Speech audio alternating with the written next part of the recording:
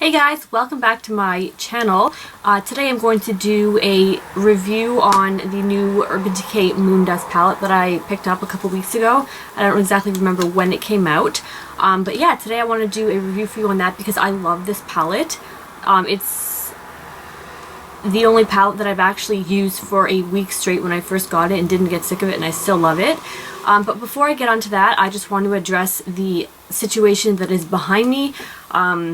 I don't love the view behind me, however, right now for my situation, this is what I have to work with, so I apologize. In the near future, it will become a different background. I want to try and work on taking the ugly teddy bear wallpaper out of this room.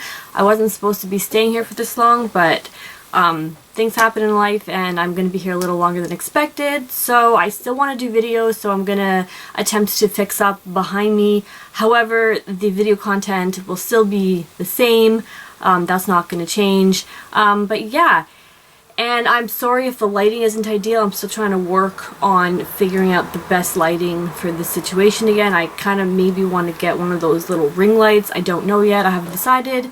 Anyways, on to the review of the Urban Decay Moondust palette. So when I first picked it up, like I said, I used it for a week straight. Loved it. I didn't take the plastic off it, but there is the colors there. I'm not sure if you can see the vibrancy of them in this lighting. But yeah, I will swatch them for you. I gotta say, I'm surprised with the formulation of these because there is not a ton of fallout like I expected there to be. There's a little bit of fallout, but not like a lot where it's like, oh, it's not a lot where you feel like the shadows are really hard to work with. The only color that I am not so in love with the pigment of it is the first shade here, the pink one, the Spectre. When I swatch it, it comes a little... Okay, I'm going to turn this light on one sec. There, I feel like that might be better. Yeah, so when I swatch the Spectre shade, it doesn't come off like super intensely pigmented. Just, it's more like, I feel like it's like a topper for, on top of like other eyeshadows. Maybe if I scrape like another layer off, but I never get like an intense, maybe it's not meant to be super intense like the other shades, but anywho. The next one is called Element. It's a nice red, it's like a reddy pinky color, with a bit of gold in it here. And that's it swatched on my hand. I'll do a couple swatches with a brush for you too, just so you can see that they're still extremely pigmented with a brush. The next shade here is called Magnetic. It's the purple one.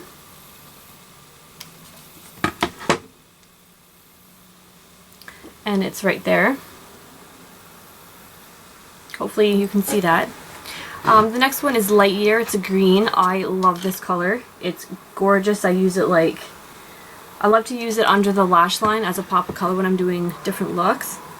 But that's the green there. I'll swatch the green one with the brush for you just so you can see. I'm going to use a MAC 220, I think this is, just the flat one. So there's... I'm just going to swatch it if you can see it here. See, even with a brush, it's still immensely pigmented. Which I think is a true test to find out how an eyeshadow is going to work, because you usually apply eyeshadows with a brush. I like to use the brush. I also like to tap it on with my fingers if I want to get a little extra bang for my buck, so to speak. But yeah. That's the top row there. The next bottom row has a shade called Granite. It's a silvery gray gunmetal kind of shade. It's pretty.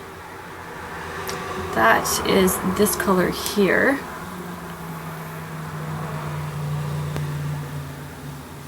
The next one is a nice, what would you call this? It's like a bronzy brown kind of. When you first put it on, it doesn't, it kind of takes on a warmer tone than what it looks like in the pan. But it's like a light brown with like gold shimmer is what it looks like. And then the next one is Vega. It's a blue. Also very pretty. It has, looks like it has green shimmer in this one. Now this one is not my favorite out of all of them. I find this is the most, I guess you can say kind of patchy to work with, but it's still gorgeous and it's still, you can get it to look like a fantastic color on your eyelid. And the last one is Galaxy, which is gorgeous. It's like, right there. It's another bluish shade, but it has...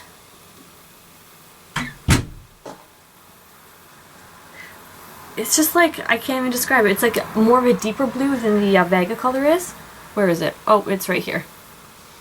I think. Yep. Nope. It's right here. See? It's in between like a blue and a gray. That's it there.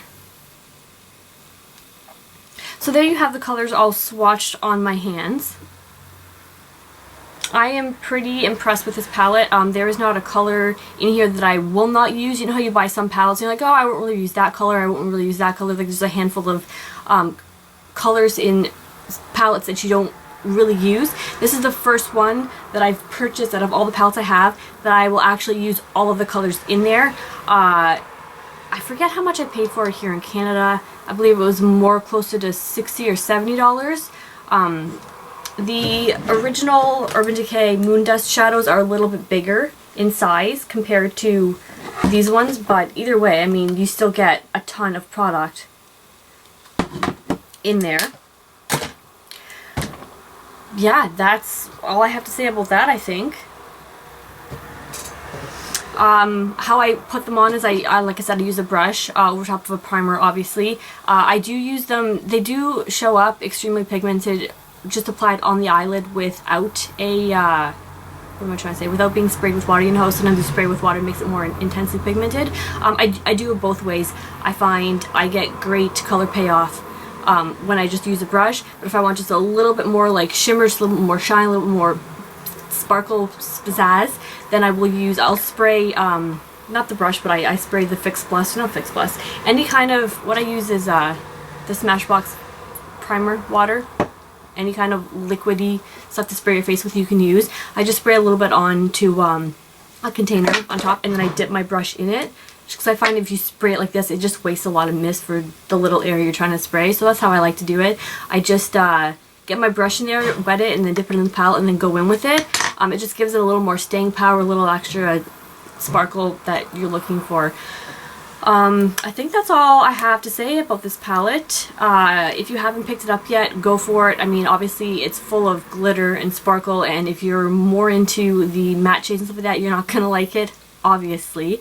But for someone like myself who wears pretty much shimmer, some kind of shimmer on my eyes almost every single day, I found this palette was amazing. I mean, Sephora has a great return policy. If you don't like it, you can return it, which I bought it just thinking, hey, let's just try it out. Turns out I fell in love with it, and I love to use it.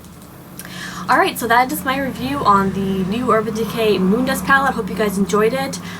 Thank you for watching my video, and don't mind the background. Hopefully soon it will change a little bit, but anyways, thank you guys for watching, and have a good rest of your day. Bye!